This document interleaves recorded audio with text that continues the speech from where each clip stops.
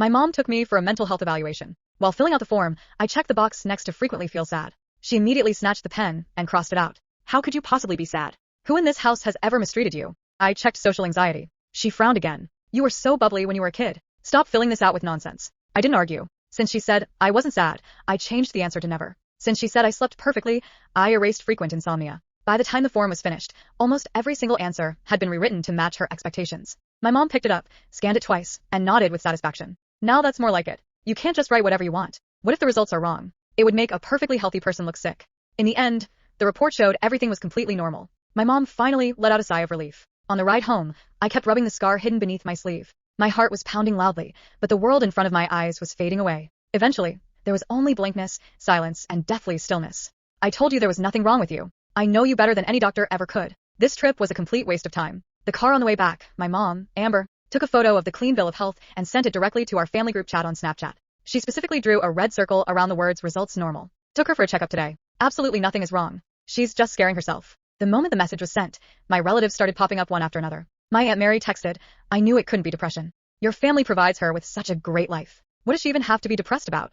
My Uncle John added, kids these days just spend too much time on TikTok. They learn a few fancy terms and think it applies to them. My dad David finally replied, good to know she's fine. Stop causing drama now. Your mom works so hard to take care of you. I stared at the screen and nodded. Yeah, I'm fine. My mom blinked, probably not expecting me to admit it so quickly. This time I didn't dare to talk back. From that day on, I became perfectly normal. I woke at 6:30, ate everything she made, and let her search my backpack and phone. During class, I no longer slumped over my desk. When Miss Jenkins called on me, I stood up and answered clearly. My desk mate asked if I was feeling better lately. I smiled, mimicking my mom's tone. I was always fine. I was just overthinking things a while ago. When she called Aunt Mary, her voice was light and airy. That checkup was actually worth it. She's finally snapped out of it. Before, she carried this miserable face around every day like the whole family owed her something. Now that she knows she's not sick, she actually has some energy. Aunt Mary laughed on the other end of the line. I told you so. Kids don't have real problems. My mom looked back at me.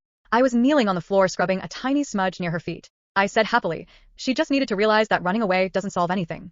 I kept my head down, scrubbing the same clean spot over and over. At 10 p.m., my mom found me in bed with my uniform folded and homework ready. Isn't it better to be normal? I said. Thank you, Mom. She turned off the light for me outside my room. She sent a voice note to my dad. Don't worry, she's completely fine now. She's being so obedient, and she doesn't say those scary things anymore. My dad asked then, why keep the evaluation report? Of course we have to keep it just in case she tries to pull another stunt in the future. Her footsteps faded down the hallway. I kept my eyes open, staring toward the desk. The report lay under my desk lamp. Normal, no depressive tendencies. I opened a journal and wrote, I am doing great. On the 7th day of writing in my journal, I threw up during my midterm exam. The moment the test papers were handed out, the classroom blurred and my heartbeat hammered against my ribs. Miss Jenkins helped me out into the hallway and called my mom.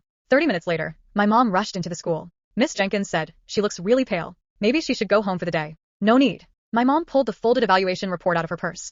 We had been carrying it everywhere lately. The edges were already frayed and creased. We just got her checked out a few days ago. The results were perfect. She throws up right when the midterm starts. What a coincidence. Few students who had come out to the hallway to get water stopped to look. They glanced at the report then at me. Miss Jenkins lowered her voice. It could just be academic stress. My mom's eyes instantly welled with tears. The results are right here. She is not sick. Now she's putting on another show. I stood frozen. My classmates' stares felt like needles pricking my skin. I remembered. The last time. It was also during an exam. I felt so suffocated that I ran out of the testing room. The first thing she did, when she arrived, was slap me across the face in front of everyone. Everyone else is perfectly fine. Why do you always have to be the difficult one? When I said I felt sick, she called it a cry for attention. When I said my heart was beating too fast, she said I was just trying to escape the test. So this time she turned to me and demanded, can you take the test or not? I nodded yes. My mom finally let out a sigh of relief. She said it herself. She can do it. I was sent back into the classroom. As I walked past the back row, someone whispered, wait, didn't she say she had depression? Another kid smirked. Her mom brought a report. She's just faking it. I sat back in my seat and picked up my pen, but the words swirled together. That afternoon, Miss Jenkins called me into her office. My mom was already sitting there. My exam was laid out on the desk, more than half of it left completely blank. My mom grabbed Miss Jenkins' hand, crying that she had booked the best doctor and still didn't know how to make me happy. The other teachers in the office turned to look at us. Someone handed my mom a tissue. Miss Jenkins sighed. You really do have it rough. She turned her gaze to me. Your mom cares about you so much, Maya. You need to grow up and be more understanding. I nodded. I'm sorry, Mom. It's my fault. When we got home, my mom took a photo of the unfinished exam and posted it into the Snapchat.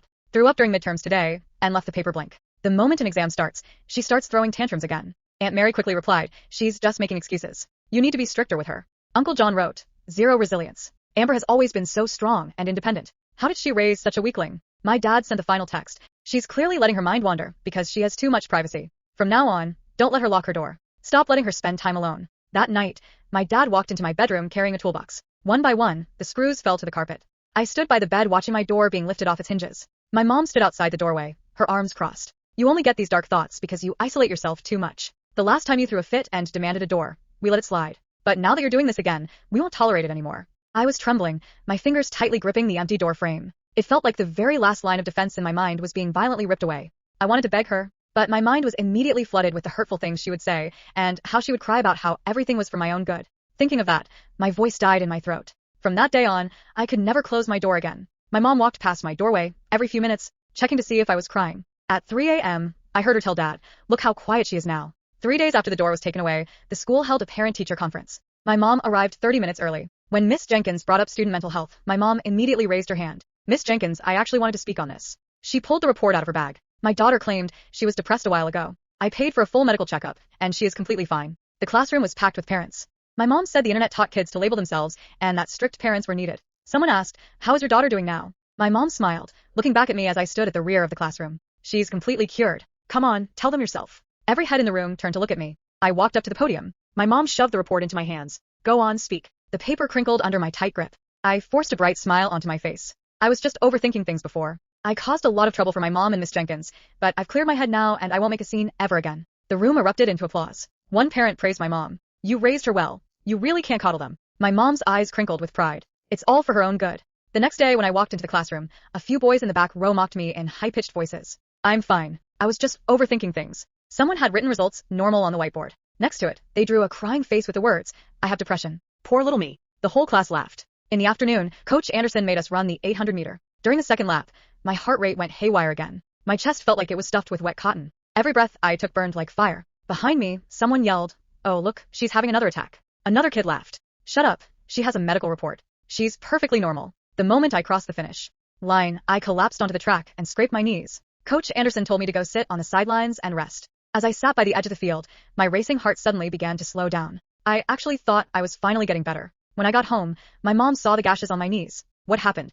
"I fell while running." Coach Anderson called and said, "You almost fainted." I didn't faint. "Were you letting your mind wander again?" "No." I looked at her. "I just skipped breakfast." My mom's expression softened. "Exactly. If your body feels bad, fix your physical health. Stop blaming everything on your psychology." She scooped a massive bowl of homemade lasagna for me. "Eat all of it. I don't want your teachers thinking I starve you at home." I forced it down forkful by forkful. By the time I reached the end, my stomach was spasming. That night, I was sick in silence, afraid my mom would hear me. Through the open doorway in the living room, my mom was on FaceTime with Aunt Mary. She was laughing happily. That kid was just being dramatic. I saw right through her. One checkup, and taking her door off was all it took. Look how obedient she is now. If your kids ever start acting depressed, just send them to me. She paused, her voice dripping with pride. I'm basically a professional counselor for dramatic teenagers now. I covered my mouth and stayed silent. Next day, my mom set up her phone on a tripod in the living room. She set up 2 chairs and made me sit right next to her. "Smile. Don't look so miserable." I forced the corners of my mouth upward like this. More natural. She hit record and flashed a practiced, glowing smile at the camera.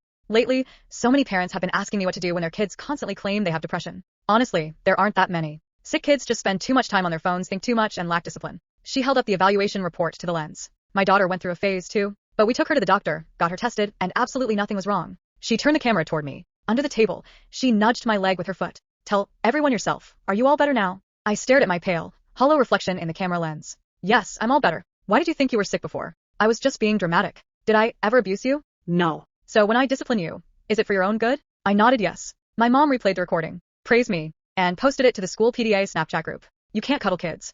Within 30 minutes, the comments were flooded with praise. Some called her a parenting genius, and someone forwarded the video to our high school student group chat. That afternoon, Miss Jenkins called my mom. "The video is spreading. Some of the students in class are gossiping about it." My mom chuckled. "Let them talk. It's a good lesson for those kids to stop faking illnesses for attention." After hanging up, she showed me comments praising her for curing me. "See, everyone can tell you're perfectly fine." I nodded and let out a soft laugh. For dinner, she made my favorite lasagna. "Again, we're celebrating today. Eat up." She kept piling food onto my plate. I swallowed every single bite. My mom took out her phone and snapped a photo of me eating. "Look at you eating and drinking just fine. And you dared to say you were depressed. I'm posting this to show everyone how great you're doing." I flashed a quick smile for the camera. By the second plate, my stomach was burning. I forced it down anyway. My mom was still scrolling through the new comments under her video. Someone suggested I should start a parenting podcast, teach other parents how to handle these overly sensitive kids. You really did cure her. Late that night, I collapsed in the bathroom. As the audio from my mom's TikTok video looped in the living room, the open doorway, I could hear my own calm voice playing over and over. "I'm all better. My mom wasn't wrong.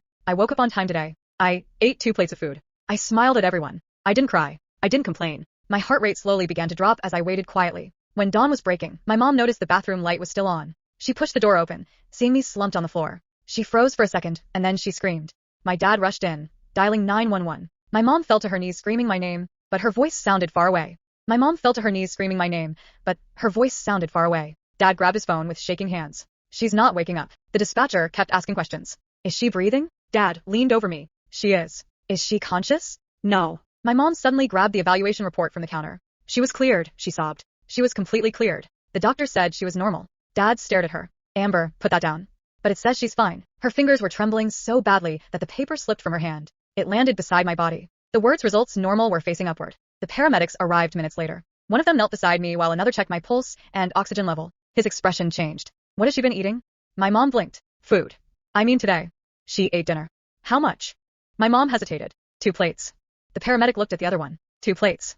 She loves lasagna, my mom whispered. The paramedic opened my mouth and checked my airway. Then he looked at my arms. There were several faint marks beneath my sleeves. He gently pulled the fabric higher. My mom froze. Dad stared. What are those? My mother immediately answered. She scratches herself when she's being dramatic. The paramedic looked at her. When did these happen? I don't know. She's always doing things like that. He said nothing. He simply covered my arm again. Get the stretcher. At the hospital, they rushed me into a treatment room. My parents were left outside. For the first time, nobody was telling me to smile. Nobody was telling me to eat. Nobody was telling me that I was normal. There was only the sound of machines. My mother sat in the waiting room clutching the evaluation report. Every few seconds, she looked down at it. Dad sat beside her. Amber. She didn't respond. Something is wrong. He was wrong before. No. Dad's voice cracked. I mean with the report. My mom looked at him. What are you saying? She changed the answers. My mom's face went blank. What? You changed them. You were there. I remember. Dad swallowed. You asked her if she was depressed. She said yes. You crossed it out. My mom looked away. She wasn't thinking clearly. You asked if she had insomnia. She said yes. You erased it. She sleeps. You asked if she was anxious. She said yes. She used to be bubbly. Dad stared at her. That doesn't mean she couldn't be sick. My mom's eyes filled with tears. I was trying to help her. You kept saying she was fine. Because she needed to hear it. Dad stood. No, Amber. His voice was quieter now. She needed somebody to hear her. My mom started crying. Then a nurse walked into the waiting room. Are you Maya's parents? They both stood. Yes. The doctor wants to speak with you. My mom immediately grabbed the report. I have her medical evaluation. The nurse looked at it. I know. She paused. The doctor has already seen it. My mom's expression relaxed slightly. So, she's going to be okay? The nurse didn't answer. That was when my mother's face changed. What happened? The nurse looked between them. Your daughter is severely dehydrated and malnourished. My dad's jaw dropped. But she ate. Eating doesn't necessarily mean she's getting what she needs. The nurse continued. Her blood work is abnormal. Her heart rhythm was unstable when she arrived.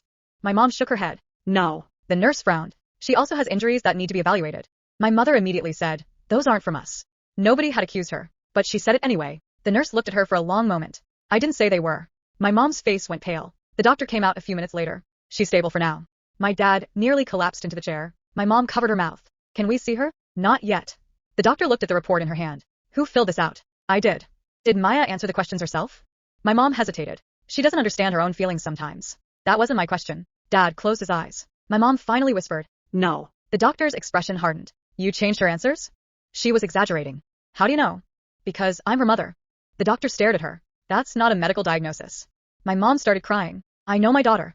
The doctor lowered her voice. Then you should know that a child who repeatedly says she's unwell, develops physical symptoms under stress, stops sleeping, has difficulty eating, and carries injuries beneath her sleeves deserves to be listened to. My mother shook her head. She said she was fine. The doctor glanced toward the hallway. She said she was fine because everyone around her taught her that was the only acceptable answer.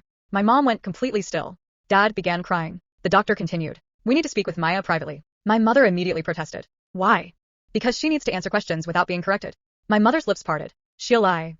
The doctor looked directly at her. Then we'll determine that ourselves. That sentence broke something inside my mother. She lowered herself into the chair. For once, she had nothing to say. Hours later, I woke up. The room was dim. My throat hurt. My body felt impossibly heavy. A nurse noticed my eyes opening. Hey Maya. I stared at her. Where's my mom? She isn't in here. My heart started racing. Did I do something wrong? The nurse pulled up a chair. No. I stared at her. She'll be angry. Why? Because I scared everyone again. The nurse's expression softened. Maya, can I ask you something? I nodded. Were the answers on your evaluation really yours? I looked toward the ceiling. My fingers tightened around the blanket. She said I wasn't sick. That wasn't what I asked. I swallowed. She said I wasn't sad. The nurse waited. She said I slept perfectly. My voice became smaller. She said I was normal. The nurse's eyes filled with tears. And what do you think? I stared at the heart monitor beside my bed. For several seconds, I couldn't speak. Then I whispered, I don't know anymore. The nurse reached over and held my hand. You don't have to know. My eyes burned. But if I say I'm sick, she'll cry. Then let her cry. I shook my head. She'll say I'm selfish. You aren't responsible for protecting adults from their feelings. A tear slid down my cheek. I think I'm tired. The nurse squeezed my hand. I know. Outside the room, my father was standing in the hallway. He had heard everything. And for the first time, he wasn't looking at the evaluation report. He was looking at me. When he entered, his face was destroyed by guilt. Maya. I turned away. He stopped beside the bed. I believed her. I said nothing. I should have listened to you. Still nothing. He placed something on the bedside table. My journal. The one where I had written the same sentence 7 days in a row. I am doing great. Dad opened it. His hands began shaking. Page after page contained the same sentence. Except on the last page, underneath it, I had written something smaller. If I keep saying I'm fine, maybe everyone will stop looking at me. Dad covered his face. A sob escaped him. I didn't know. I looked at him. You never ask. He nodded. I know. Then my mother appeared in the doorway. Her eyes were swollen from crying. She stared at me. For once, she didn't tell me to smile. She didn't tell me I was fine. She didn't tell me the report proved anything. She simply whispered, Maya. I looked at her. She opened her mouth. Nothing came out. Then she noticed the journal in Dad's hands. Her face collapsed. She walked toward the bed. I instinctively pulled the blanket closer. She stopped. That tiny movement seemed to hurt her more than anything else. I thought I was helping you, she whispered. I looked directly at her. You were helping yourself. She froze. My voice shook, but I kept going. You didn't want a sick daughter. Tears rolled down her cheeks. You wanted a daughter who could prove you were a good mother. She sat down. For the first time, she had no argument. No report. No family group chat. No video. No audience. Just me. And the truth she'd spent weeks trying to erase. The doctor entered a few minutes later. Maya, we're going to arrange a proper psychiatric evaluation. My mother immediately looked frightened. But this time, I answered before she could. Yes. She stared at me. I squeezed the blanket between my fingers. I'll answer every question myself. And for the first time since my mother had taken that pen from my hand, nobody stopped me. The psychiatric evaluation took 3 hours. This time, my mother wasn't allowed inside. Nobody interrupted me. Nobody corrected my answers. Nobody told me what I was supposed to feel. When the doctor asked, do you feel sad most days? I said yes. Do you struggle to sleep? Yes. Do you feel afraid at home? I stared at the floor. Then I said, yes. And have you ever hurt yourself? My hands began trembling. Yes. The doctor didn't look shocked. She didn't call me dramatic. She simply wrote something down and asked, do you want help? I nodded. Yes. That was the first honest answer I'd given in months. My mother had to leave the hospital that night without me. I stayed. The doctors discovered that my physical condition had become much worse than anyone realized. I needed treatment, nutrition, rest, and constant monitoring. But the hardest part wasn't recovering my body. It was learning that I was allowed to tell the truth. Child Protective Services became involved after the doctors reviewed my records and spoke with my teachers. Miss Jenkins eventually admitted something that made my stomach twist. She told us Maya was exaggerating, she said. We believed her. My mother was furious. She insisted everyone had misunderstood her. She said she had only been strict. She said she had only wanted me to stop pretending. She said she had been protecting me from myself. But nobody cared about her explanations anymore. They cared about what had happened to me. Dad eventually came to the hospital alone. He sat beside my bed. I've arranged for you to stay with me. I looked at him. Are you sure? He nodded. I should have protected you the first time. I looked down. What if Mom gets angry? Dad's eyes filled with tears. Then she can be angry. He took a breath. But you don't have to be afraid of it anymore. 3 weeks later, I left the hospital. I didn't go home with Mom. I went to Dad's apartment. The first night he knocked on my bedroom door. Can I come in? I stared at him. Then I smiled. You can. He opened the door. There isn't a lock yet, he said. I can have one installed tomorrow. I laughed quietly. It was such a small thing. A bedroom door. A lock. Privacy. But I realized how much I'd missed something so ordinary. A month later, my mother sent me a message. I'm sorry. I stared at it for a long time. Then another message appeared. I really thought I was helping you. I didn't answer. A third message came. Can we start over? I finally typed one sentence. You can start by accepting that I was never fine. Then I put my phone down. I didn't hate her. I didn't forgive her either. Maybe someday I would. Maybe I wouldn't. Either way, it wasn't my job to make her feel better about what she'd done. Months passed. I returned to school. The whiteboard prank was gone. The students who had laughed stopped mentioning the video. Some apologized. Others avoided me. I didn't care anymore. When someone asked how I was doing, I didn't automatically smile. Sometimes I said I was good. Sometimes I said I was tired. Sometimes I admitted I was having a bad day. And nobody got to change my answer. One afternoon, Miss Jenkins stopped me outside the classroom. Maya? I turned. She looked embarrassed. I owe you an apology. I waited. I should have listened. I nodded. You should have. She swallowed. I'll never make that mistake again. I believed her. But I also understood something. An apology couldn't erase what happened. It could only prevent someone from repeating it. That evening, I opened the journal Dad had returned to me. I turned to the page where I'd written the same lies 7 times. I am doing great. I crossed it out. Then I wrote something new. I am still here. I stared at the sentence. For once, I didn't need it to sound positive. It just needed to be true. Years later, I would still remember the evaluation report. The neat little box that said, no depressive tendencies. The report had been wrong. But the worst part wasn't that a doctor had gotten it wrong. It was that everyone around me had desperately wanted it to be true. They wanted a clean piece of paper more than they wanted the truth. And that taught me something I'll never forget. Sometimes the most dangerous lie isn't telling someone that they're sick. It's convincing them that they're healthy while they're falling apart. I closed my journal. Then I locked my bedroom door. For the first time, nobody came to take it away. And for the first time, I felt safe enough to sleep.